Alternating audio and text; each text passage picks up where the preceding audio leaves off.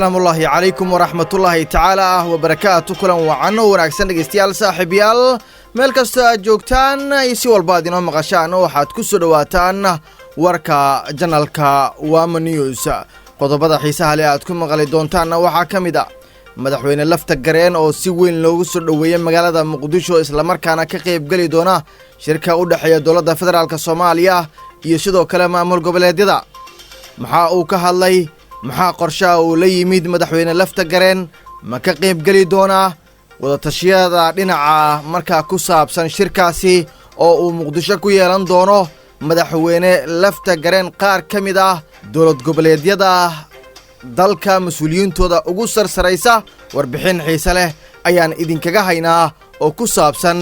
madaxweyne lafta gareen iyo sidoo kale waxyaabaha marka uu damacsan yahay ka qaybgalka shirka marka lagu balansan yahay sidoo kale waxaad ku maqli doontaan dawladda Kenya oo markii ugu horeysay sheegtay in ay marka ku jabtay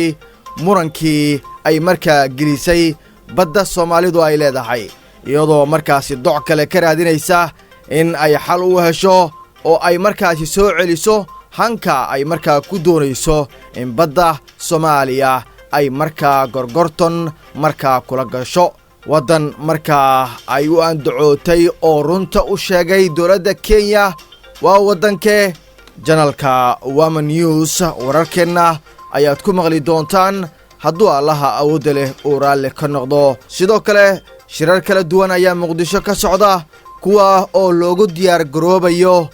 in marka looga tashado shirka lagu balansan yahay in uu Muqdisho ka dhaco kaasi oo lagu hadli doono xaaladaha doorashooyinka dalka fadlan daawade haddii aad ku cusub tahay janalka fadlan like saar iminka oo sii share garay asxaabtaada la wadaaga siina follow garay page-ka si aad ula socoto wararka rasmiga ah ee gudaha dalka iyo kuwa caalamka magaciiguna waa Maxamed Ibrahim Akrama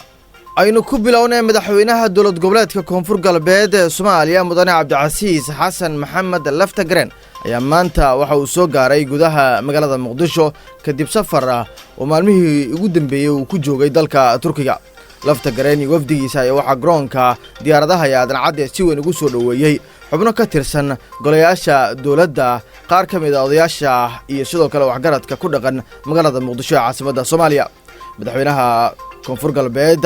ayaa waxa uu ka qayb galayaa shirka wada tashiga ee u dhaxeeya dawladda federaalka iyo dawlad goboleedyada iyo gobolka Banaadir kaasi oo iclaamiyay madaxweynaha Jamhuuriyadda Federaalka ee Soomaaliya Maxamed Cabdullaahi Farmaajo sidoo kale madaxweyne lafta gareen ayaa ka qayb gali doona dadaalada iyo sidoo kale kulamada siyaasadeed ee ka socda caasimadda dalka loogana arinsanayo xaaladda dalka iyadoo taasi ay jirto waxaa markaa jirta in lagu kala qaybsan yahay sida loo wajahayo doorashada dalka iyadoo ay markaa loo qaybsan yahay laba dhinac oo dhinaca siyaasadda marka la eego xisbi dhawaan soo shaac baxay oo markaa uu hogaamiyo markaa uu ka yahay senator Xaashi ayaa isagu waxaa markaa la sheegayaa in shirar kala duwan oo magaalada Muqdisho ugu socdo kuwa oo markaa iyagu ay ka mid tahay in markaa saamilada siyaasadda ay ka qayb galaan shirka u dhaxeeya dawladda federaalka iyo sidoo kale dawladaha xubnaha ka ah dawladda federaalka ee Soomaaliya beesha caalamka ayaa iyaduna si maldahan arrinkaasi u soo dhaweysay balse lama oga inay si rasmi ah ugu qayb gali doonaan iyo in kale warar been abuur ah oo maalmihii ugu dambeeyay lagu fidiyay warbaahinta ayaa waxa ay sheegayeen in lafta gareen uusan markaa doonaynin in uu markaa shirka uu ka dhaco gudaha xalane balse waxa markaa wararkaasi ay ahaayeen mid been abuur ah kadib markii waraaq ka soo baxday madaxtooyada Koonfur Galbeed lagu shaaciyay in uu madaxweynaha Koonfur Galbeed uu ka qayb gali doono shirka u dhaxeeya dawladda federaalka Soomaaliya iyo sidoo kale dawladaha xubnaha ka ah dawladda federaalka si kastaba haatee shirka bari furmaya teendhada Afisiyoni ayaa waxaa diiradda lagu saarayaa xaaladda cakiran ee dalka gaar ahaan arrimaha doorashooyinka ammaanka halkaasi cidda sugaysa ayaa weli waxaa ku jira muran iyo warar aad markaasi u fogfog oo markaa sheegaya. warar waxa ay sheegayaan in ciidamada Haramcad ay la wareegeen ammaanka airportka caalamiga ee Aadan Cadde. wararka kale waxa ay sheegayaan in goobta uu ka dhacayo shirkaasi ay markaa mas'uuliyadda ammaanka ay qaadi doonaan oo ay ilaalin doonaan ciidamada AMISOM, balse lama oga cidda ammaanka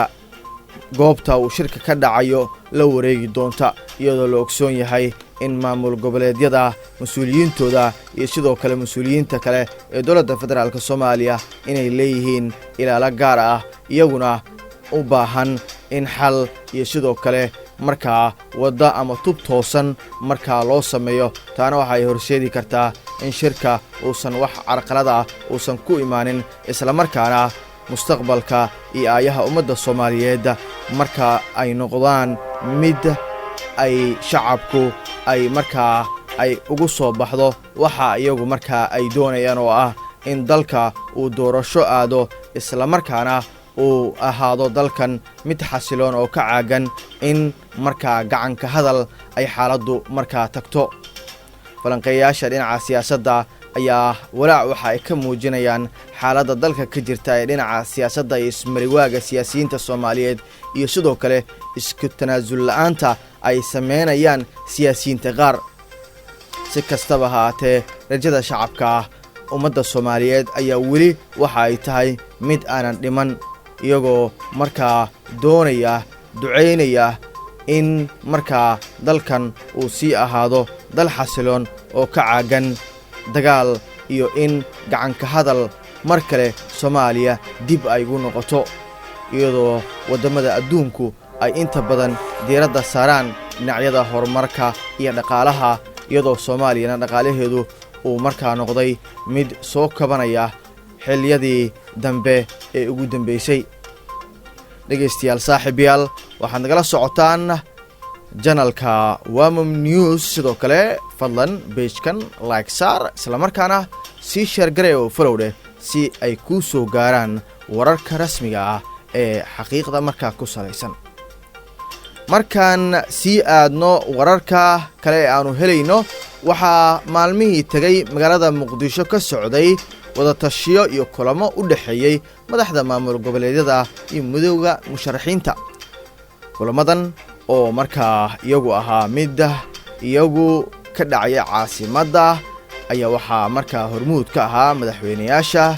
Jubbaland Axmed Maxamed Islaam, musharaxiinta kala duwan ee iyagu u tartamaya xilka madaxtinimada ee Soomaaliya, iyo sidoo kale madaxweynayaal hore iyo sidoo kale madaxweynaha Puntland Saciid Cabdullaahi Deni. warar soo baxaya waxa ay sheegayaan in laga yaabo in markaa ay kulan qaataan madaxweyne Qoorqoor iyo sidoo kale madaxweynaha dowlad goboleedka Puntland Saciid Cabdullaahi Deni, walow wararkaasi ay ahayn mid markaa buuran oo lagu kalsoonaan karo, balse warbaahinta Soomaalida iyo waliba baraha bulshada ayaa wararkaasi waxa ay ahaayeen kuwa ugu waaweyn ee la hadal hayo.